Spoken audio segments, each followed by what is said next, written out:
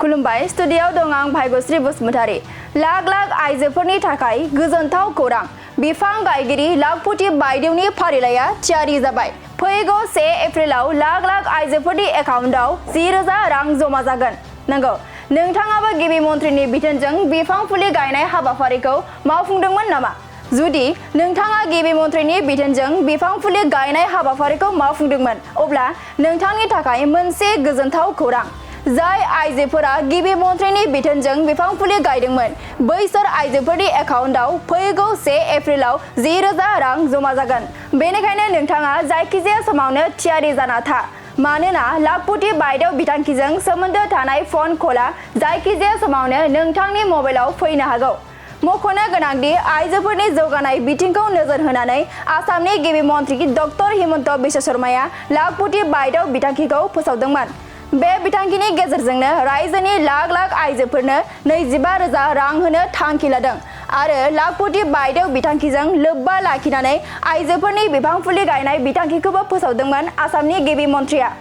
थारैनो लाखपति बायदेव बिथांखिनि गेजेरजों आसाम सरकारा थांखि लानाय सेथि किस्तिनि 10,000 रांखौ फैगौ 1 एप्रिलाव साफ्रोमबो आइजोफोरनि एकाउन्टआव सोगोन।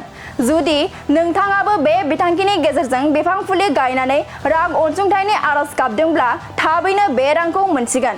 लोगोसे बे रांनि अनसुंथाइ फारिलाइयाव नोंथांनि मुङा दंना गैया बेखौ नायग्रोमनो हागोन। बेनि थाखाय नोंथाङा गिबियाव गुगोलाव थांनानै MMUS सार्च खालामना लगइन अपसनाव थुनानै हो। बेनि उनाव नोंथाङा इउजार आइडि आरो पासवार्डखौ होनानै नोंथांनि मुङा फारिलाइयाव दंना गैया बेखौ नायनो हागोन।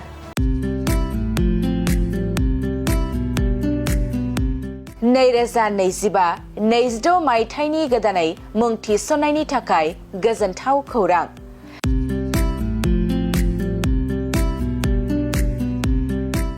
क'क्राझार सहरनि साखाथियाव थानाय थिथागुरि मानास पाब्लिक स्कुला गुन गोनां सोलोंथाइ बोसोरनि नार्सारिनिफ्राय थाखो 9 सिम फरायसा फरायसुलिफोरनि गोदानै मुं थिसननायनि खाबुफोर होगासिनो दं।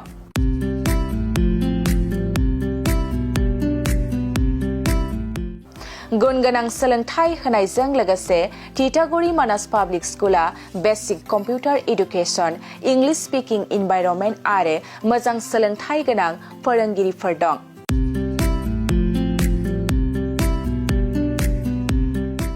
आरो फरायसा फरायसुलिफोरनि थाखाय सोलोंथाइ लानायजों लोगोसे यगानि खाबुबो दं। लोगोसे मोजां सुबिदा जानाय बादि हिन्जावसा आरो हौवासाफोरनि थाखाय हस्टेल थानायनिबो खाबु दं।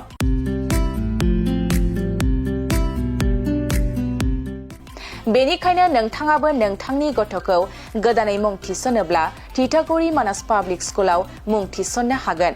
नोंथाङा आबुङै मिथिबावनो थाखाय 6000853288 6000489621 आरो 9101008849 जानबुं नाम्बाराव खौरां लाहरनो हागोन।